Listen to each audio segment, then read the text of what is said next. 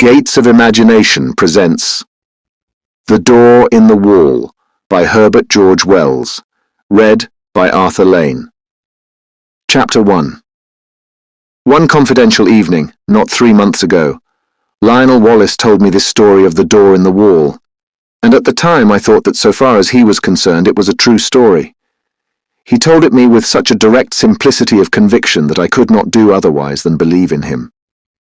But in the morning, in my own flat, I woke to a different atmosphere, and as I lay in bed and recalled the things he had told me, stripped of the glamour of his earnest, slow voice, denuded of the focused, shaded table light, the shadowy atmosphere that wrapped about him and the pleasant, bright things, the dessert and glasses and napery of the dinner we had shared, making them for the time a bright little world quite cut off from everyday realities. I saw it all as frankly incredible. He was mystifying, I said, and then, how well he did it! It isn't quite the thing I should have expected him, of all people, to do well.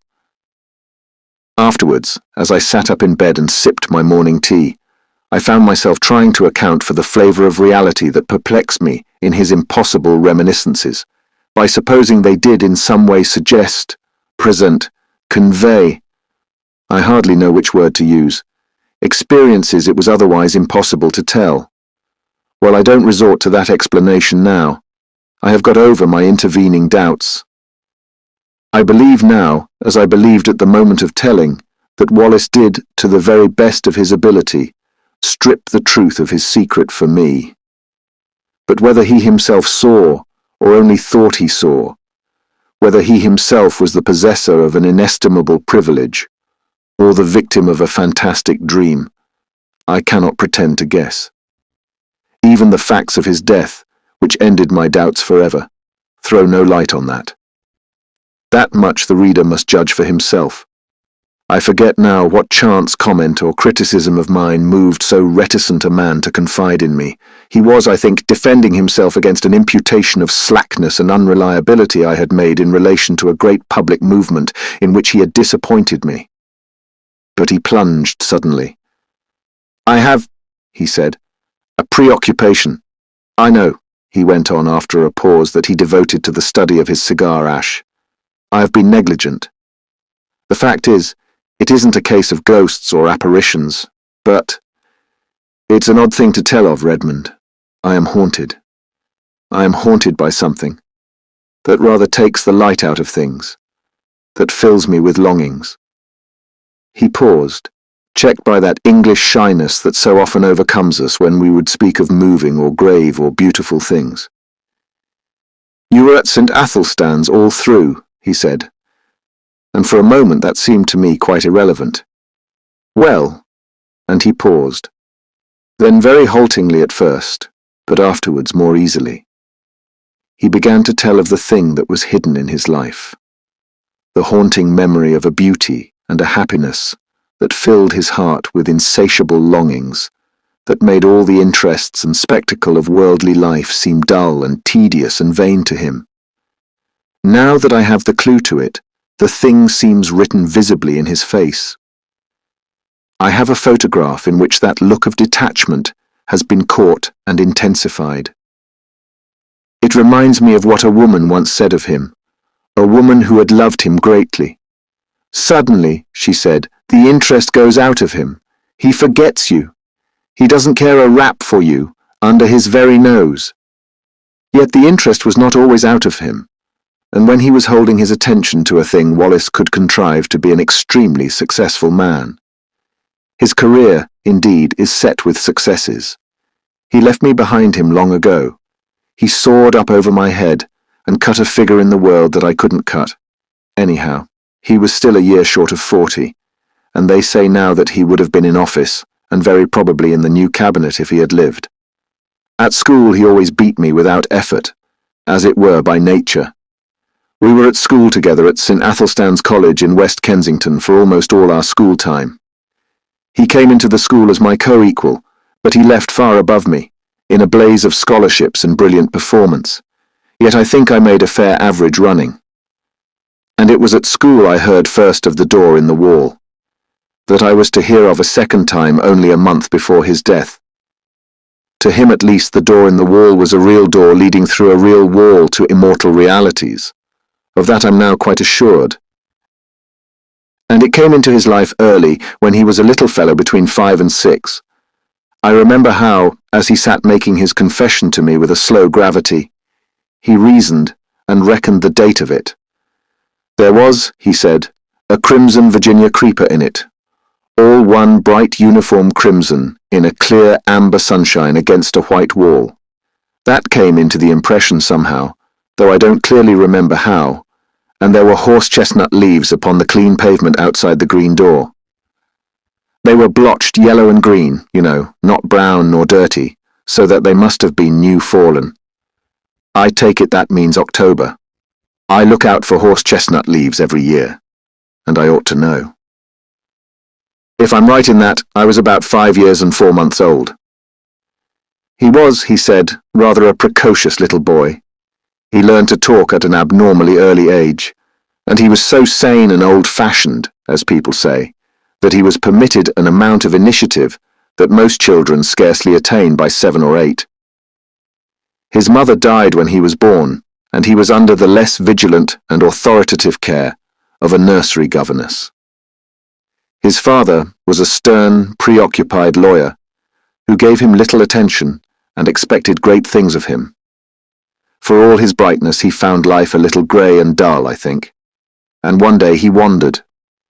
He could not recall the particular neglect that enabled him to get away, nor the course he took among the West Kensington roads.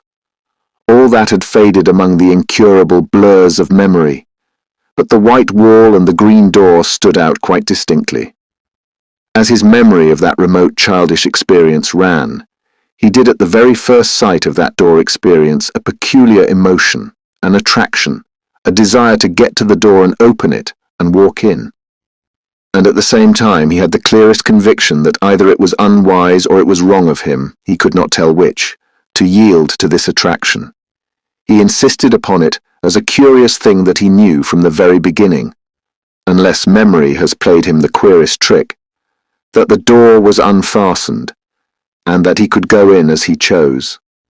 I seemed to see the figure of that little boy, drawn and repelled, and it was very clear in his mind too, though why it should be so was never explained, that his father would be very angry if he went through that door.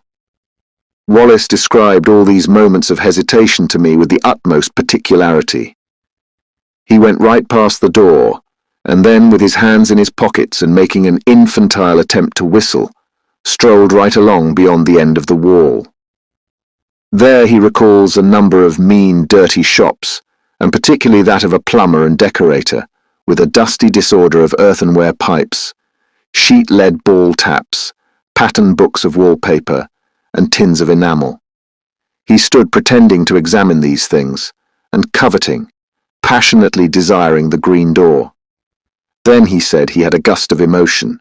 He made a run for it. Lest hesitation should grip him again, he went plump with outstretched hand through the green door and let it slam behind him. And so, in a trice, he came into the garden that has haunted all his life. It was very difficult for Wallace to give me his full sense of that garden into which he came. There was something in the very air of it that exhilarated, that gave one a sense of lightness and good happening and well-being.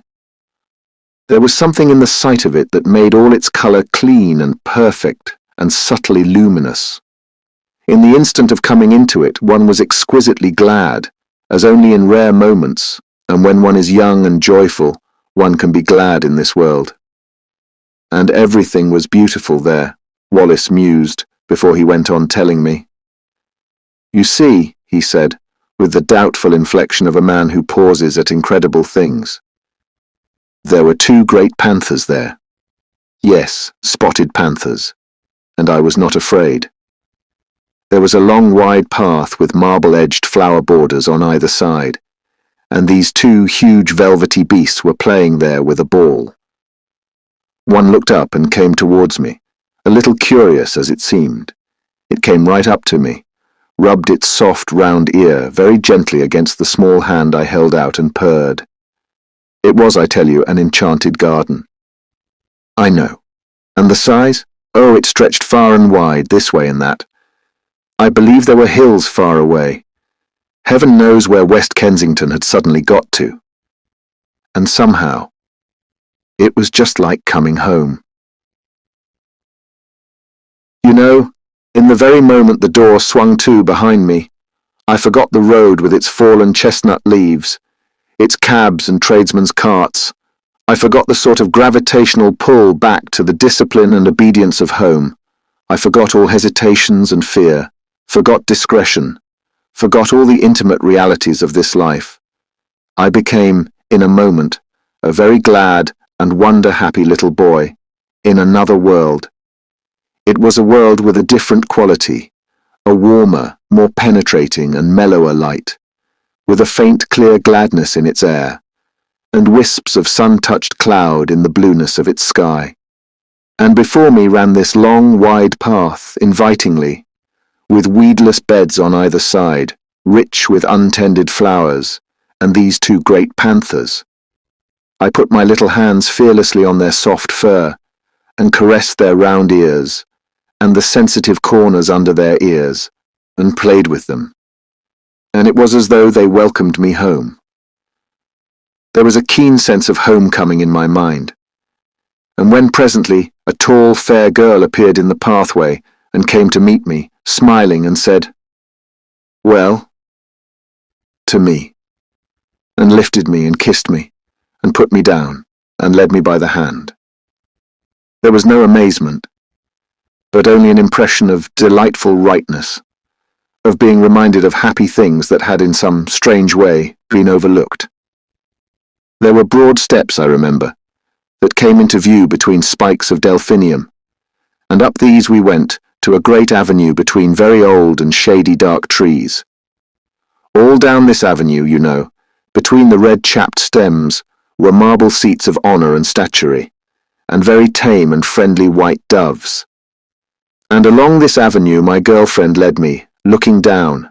I recall the pleasant lines, the finely modelled chin of her sweet, kind face, asking me questions in a soft, agreeable voice and telling me things, pleasant things I know, though what they were I was never able to recall.